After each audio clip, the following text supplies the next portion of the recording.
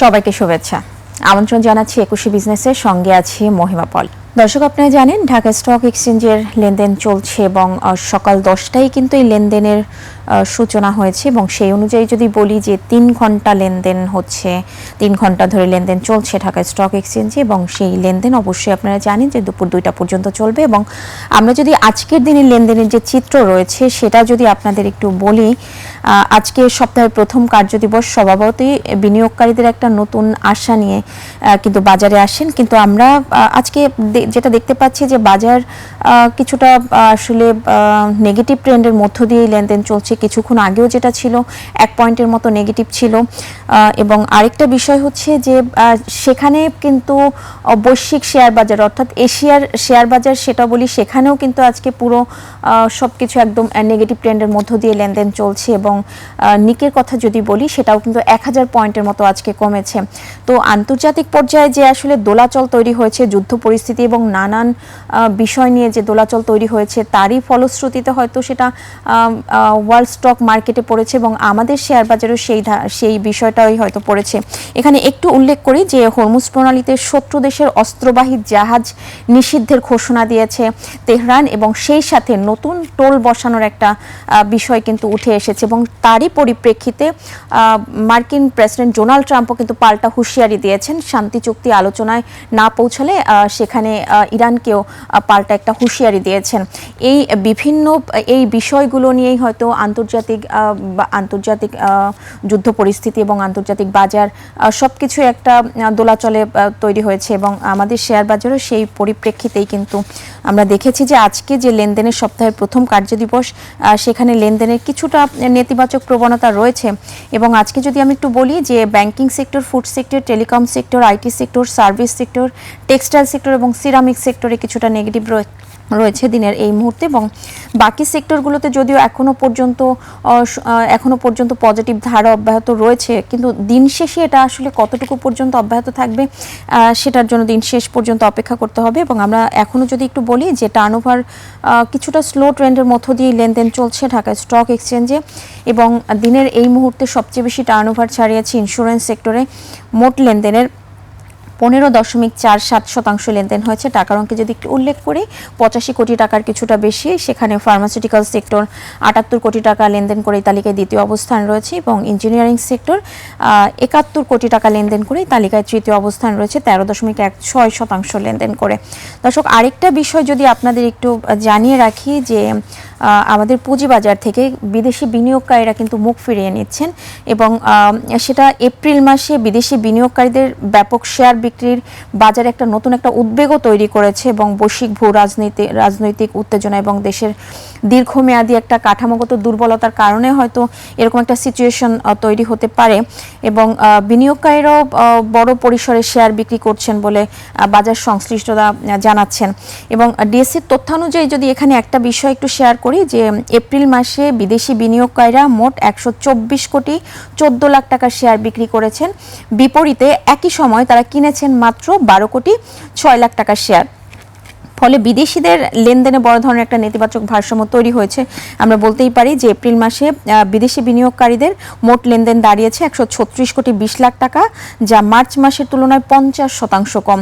তো সেটার কারণে আমরা দেখছি যে বিদেশি বিনিয়োগকারীরা আমাদের শেয়ার বাজার থেকে কিছুটা মুখ ফিরিয়ে নিচ্ছেন এবং বিভিন্ন কারণে হয়তো এই অস্থিরতা তৈরি হচ্ছে এবং বিশ্লেষকদের মতে এটি শুধু বিক্রির চাপই নয়, বরং বিদেশিদের বিনিয়োগেও একটা অনাগ্রহ স্পষ্ট দেখা যাচ্ছে এবং এতে বাজারের তারল্যতাও কমে যাচ্ছে এবং বিদেশি বিনিয়োগ রয়েছে এমন তালিকাভুক্ত কোম্পানির সংখ্যা যদি আমি বলি, এমন তালিকাভুক্ত কোম্পানির সংখ্যা রয়েছে 130টি। এর মধ্যে এপ্রিল মাসে 19টি কোম্পানিতে বিদেশি বিনিয়োগ বেড়েছে মাত্র 14টিতে এবং অপরিবর্তিত রয়েছে 97টি কোম্পানিতে। সবচেয়ে বেশি বিদেশি বিক্রি হয়েছে বড় মূলধনী এবং মৌলভিত্তিক কোম্পানিগুলোতে। এটাও কিন্তু একটা বড় একটা সমস্যা আমরা বলতে পারি, যে কারণ হচ্ছে এই মৌলভিত্তিক শেয়ারগুলোর উপর কিন্তু ভর করেই শেয়ার বাজারের গতিশীলতা বাড়ে এবং কিন্তু সেখানে যদি আমরা দেখি যে বড় মূলধনী এবং মৌলভিত্তি সম্পন্ন কোম্পানিগুলোর শেয়ার বিক্রির চাপ বেড়ে যায়।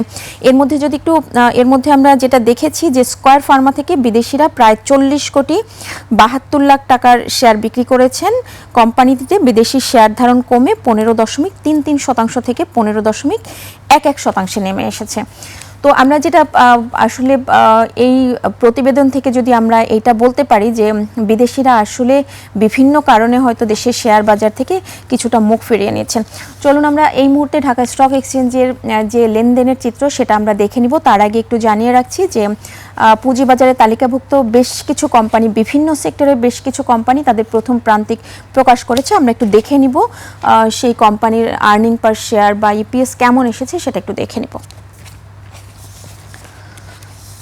দর্শক আপনারা দেখবেন আপনারা দেখছেন যে কোম্পানিগুলো তাদের প্রথম প্রান্তিক প্রকাশ করেছে তার মধ্যে সবার উপরে যে কোম্পানিটি দেখতে পাচ্ছেন সেটি হচ্ছে বাটা শু এবং এখানে বাটা শুর প্রথম প্রান্তিক অর্থাৎ 2026 সালে ইপিএস শেয়ার প্রতি আয় হয়েছে 27 টাকা 14 পয়সা। সেখানে একই সময় কিন্তু 2025 সালে 26 টাকা 92 পয়সা। তো সেখানে আমরা দেখেছি যে এই কোম্পানির কিন্তু আর্নিং পার শেয়ার বেড়েছে এবং বাংলাদেশ ফাইন্যান্সের যেখানে 11 পয়সা ছিল, গত বছরের একই সময় ছিল মাত্র 5 পয়সা। রিপাবলিক ইন্স্যুরেন্স 55 পয়সা ছিল, সেখানে গত বছরের একই সময় 44 পয়সা ছিল। এনসিসি ব্যাংক 1 টাকা 11 পয়সা, গত বছরের একই সময় ছিল 94 পয়সা। আল আরাফা ইসলামী ব্যাংক 14 পয়সা, গত বছরের একই সময় আপনারা দেখছেন যে 4 পয়সা ছিল।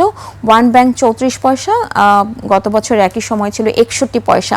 এবং প্রিমিয়ার ব্যাংকের যে বিষয়টা আপনারা দেখছেন, গত বছরে 23 পয়সা আর্নিং পার শেয়ার ছিল, কিন্তু সেখানে শেয়ার প্রতি লোকসান হয়েছে আমরা দেখতে পাচ্ছি 87 পয়সার মতো। এবং ওয়ান ব্যাংকেরও কিছুটা গত বছরের তুলনায় লোকসান হয়েছে এবং বাকি যে কোম্পানিগুলো আপনারা দেখতে পাচ্ছেন সেখানে কিন্তু গত বছরের তুলনায় এবছরের প্রথম প্রান্তিকে কিন্তু ইপিএস বেড়েছে আমরা দেখতে পাচ্ছি, যার মধ্যে বাটা শু এই কোম্পানিটির বেশ ভালো একটা ইপিএস বেড়েছে গত বছরের তুলনায়।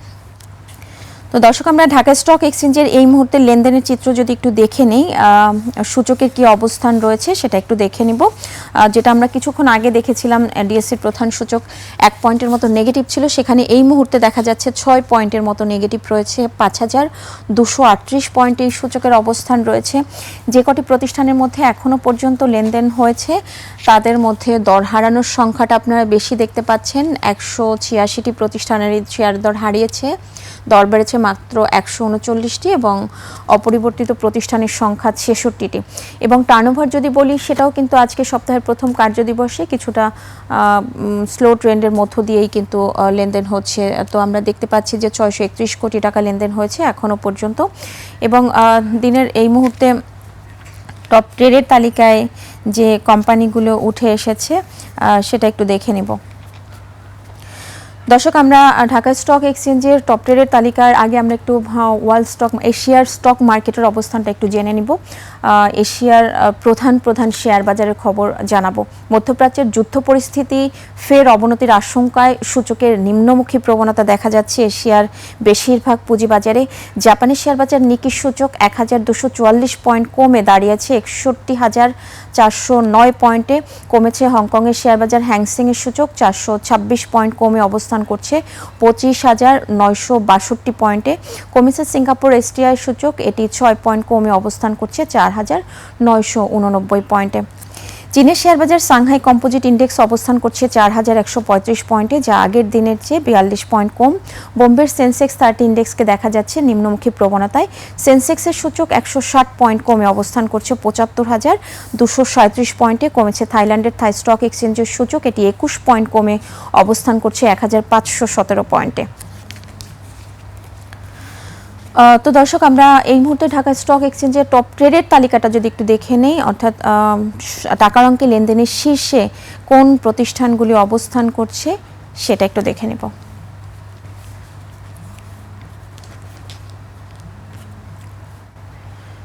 দর্শক, টাকার অঙ্কে লেনদেনের শীর্ষে যে প্রতিষ্ঠানগুলি অবস্থান করছে সেই প্রতিষ্ঠানগুলির মধ্যে প্রথম 5টি প্রতিষ্ঠানের নামটা একটু দেখে নিব। বাংলাদেশ ন্যাশনাল ইন্স্যুরেন্স কোম্পানি রয়েছে এই তালিকায় প্রথম অবস্থানে, 19,74,00,000 টাকা লেনদেন করেছে, 84 টাকা প্রতি শেয়ার হাতবদল হচ্ছে। এনসিসি ব্যাংক রয়েছে দ্বিতীয় অবস্থানে, আপনারা দেখছেন প্রায় 18 কোটি টাকার মতো লেনদেন করে দ্বিতীয় অবস্থানে রয়েছে। মীর আখতার, আরডি ফুড এবং মুন্নু ফেব্রিক্স রয়েছে যথাক্রমে তৃতীয়, চতুর্থ এবং পঞ্চম অবস্থানে। এবং দুটি প্রতিষ্ঠান আমরা দেখতে পাচ্ছি যে দর হারিয়ে লেনদেন চলছে গত কার্যদিবসের তুলনায়। গ্লোবাল হেভি কেমিক্যাল রয়েছে টপ গেইনার্সের তালিকায় আজকে প্রথম অবস্থানে।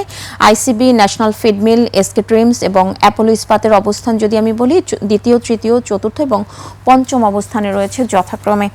এবং দিনের এই মুহূর্তে টপ লুজার্সের তালিকায় যে প্রতিষ্ঠানগুলিকে দেখা যাচ্ছে তাদের মধ্যে অ্যাপেক্স স্পিনিং রয়েছে প্রথমেই, আপনারা দেখছেন বাকি লেনদেনের চিত্র। প্রিমিয়ার লিজিং রয়েছে, apex tannery, peoples leasing and finance রয়েছে, ইন্টারন্যাশনাল লিজিং অ্যান্ড ফাইন্যান্স রয়েছে এই তালিকায় পঞ্চম অবস্থানে। এই 5টি প্রতিষ্ঠান আজকে টপ লুজার্সের তালিকায় প্রথম থেকে পঞ্চম অবস্থানে রয়েছে দিনের এই মুহূর্তে।